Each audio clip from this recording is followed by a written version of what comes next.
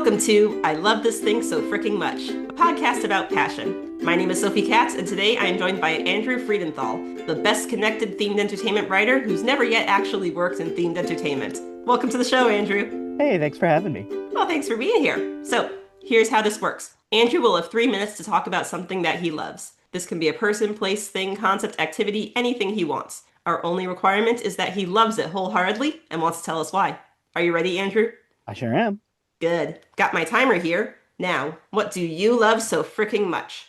I love superhero crossover stories. I mean, one or two superheroes meeting, great. More superheroes meeting in a team like the Justice League or the Avengers, even better. Best of all is all of the superhero teams from all across the superhero universe meeting together and fighting a common foe, sometimes fighting each other. That's the best for me. For people who don't read comics, it's the difference between like the solo Iron Man film, the first Avengers film, and then the like Avengers Infinity War film, where everyone is from all of the different franchises are coming together. What I love about these stories is, first of all, that they up the stakes. They require bigger threats in order for all of these heroes to have to come together. They require bigger threats that they all have to face that are more than just a supervillain of the week. You know, it's not someone who is trying to steal diamonds or whatever. It's multiversal destruction. It's the sun going out. It's worldwide alien invasions, which a lot of superhero crossovers are based on alien invasions. And it gets a chance to show with these bigger stakes the value of coming together. You know, that's sort of the emotional core of it for me, is that I'm a big sucker for anything where the solution to a problem is people working together. I don't think we have enough of that in our world today. And so I love seeing it on the page and increasingly now on the screen as well. I also like the crossovers because they give you an opportunity to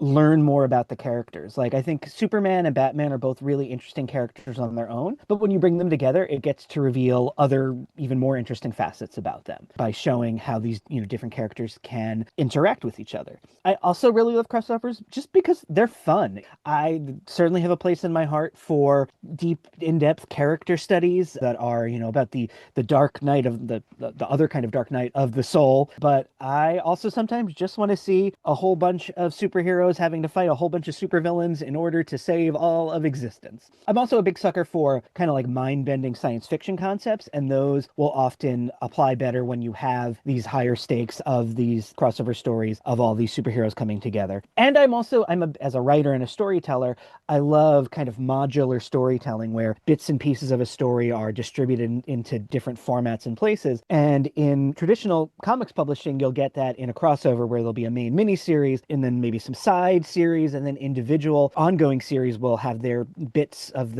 how the story affects Batman, how it affects Wonder Woman, and ideally coming back together in that main... Go ahead and finish your thought. Yeah, coming back together in that main crossover series. That's great. Thank you for telling us about superhero crossovers today. Thank you for listening.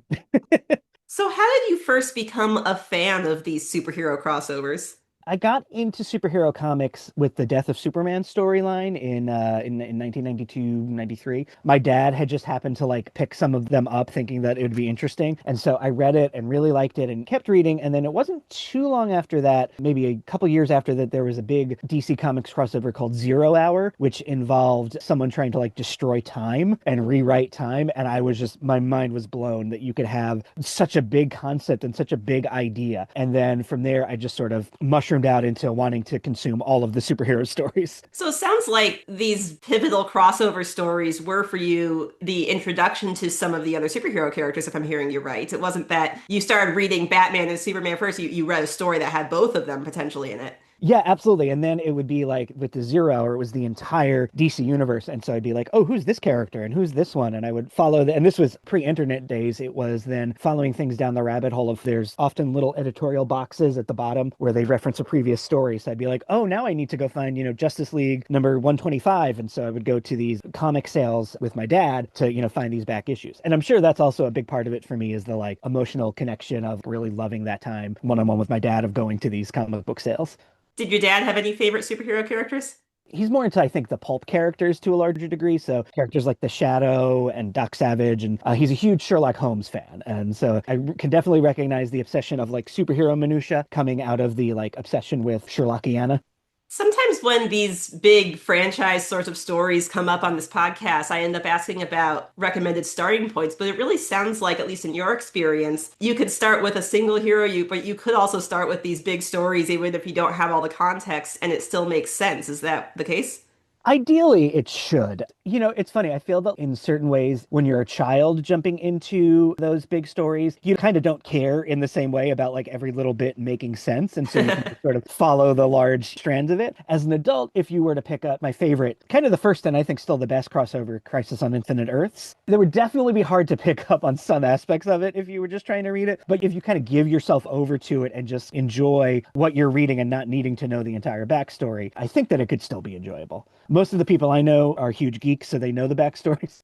There's a certain amount of willing suspension of disbelief involved, which then probably makes it possible for a comic book, which are generally brief, to confront a really huge issue that ought to take a lot of explanation. How is this big sci-fi disaster happening? But if you're already willing to accept that it is happening, then you can just get to the fun stuff of them fighting the problem. Right, exactly. And in the vast majority of superhero comics, they're going to end up being resolved with a good guy fighting a bad guy in some way, whether it's punching each other or a battle of wits or something like that. You get these big complex things, but on the surface level, there's this element of just, you know who the good guy is, you know who the bad guy is, and you want to see how the good guy overcomes the bad guy. You also mentioned that there's situations sometimes where it's more than one good guy potentially in conflict with each other. Talk a little more about how you learn more about these characters when they come together.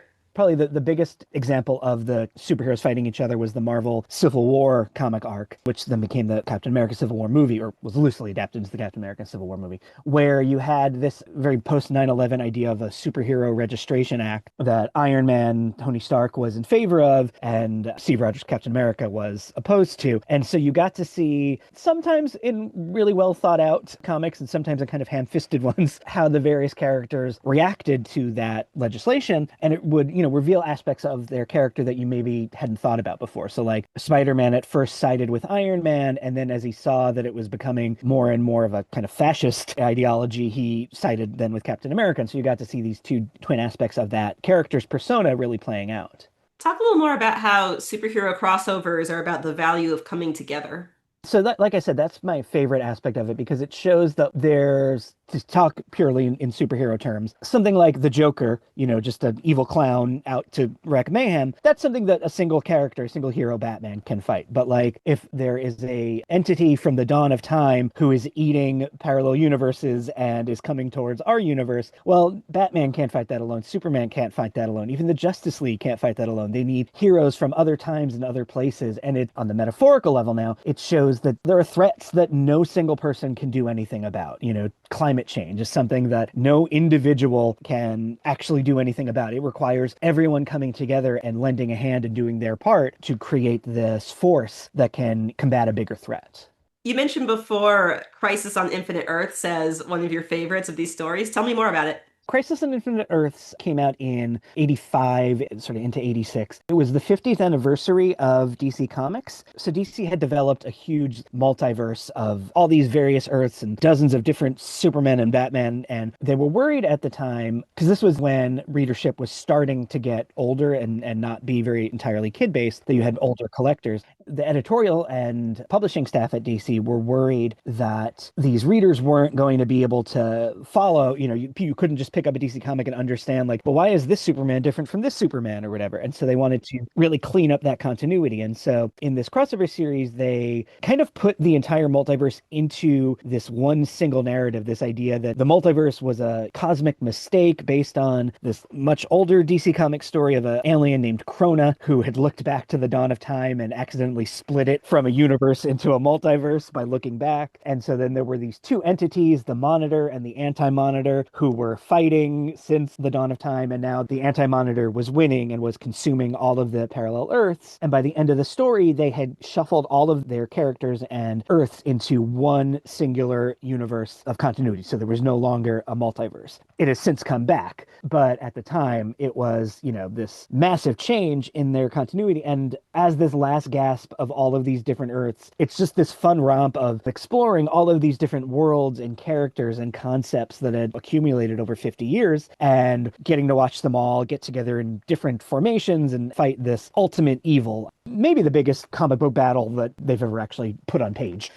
It sounds like a really creative in-story, in-world solution for the out-of-world problem of we have all these stories that don't necessarily all follow the same continuity. So let's tell a story about how actually they're all a part of the same continuity and also celebrate all these stories by having them all show up at the same time and then move on to something that's a little more clear. Absolutely, absolutely. And then, of course, 20 years later, you have the creators who grew up reading the stories before all of that happened that are like, no, let's bring it back. And so now there's an even bigger multiverse, Infinity plus one multiverse or whatever. Is there anything that you don't like about superhero crossovers? And if so, how do you handle that? So I like that superhero crossovers, as they often are published, have these, syncretized story moments that you can pick and choose from of what you want to read. What I don't like is when they are forcing readers to, if you want to understand what's happening in Superman this month, you have to pick up 8 Batman titles. That to me feels like you're going for more of a money grab than a creative grab. These days, a lot of what they do is they will have a main series and then they'll do special mini series. So it'll be like how this event affects Batman happens in a special Batman mini series. And so it doesn't, if you're just reading one particular writer's run on Batman, you don't necessarily need to be picking up all of these other stories. It doesn't always work that way, but and I can accept it when it's just like, okay, you have to buy this one main crossover to understand what's happening in Batman. When it becomes too much about trying to force people to buy books they don't necessarily want to buy, that's where I start to feel a little gross about it. But I buy them all anyway because I have a problem. Well, when you're creating a piece of media, ideally you want people to want to read all the things, watch all the things, be part of every part of this media, but you also don't want to make people feel like you're assigning them homework. Exactly.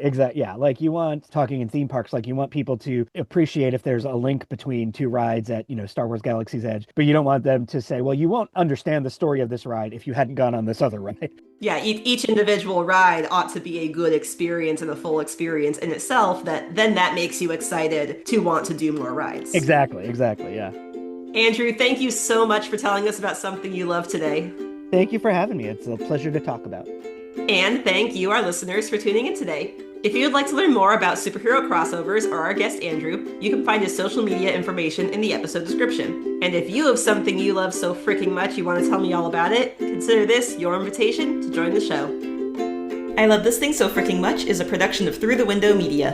This episode was directed and edited by Sophie A. Katz. You can find us at Through the Window on Facebook, Instagram, Blue Sky, and Tumblr. That is THROU the Window at all those social media sites.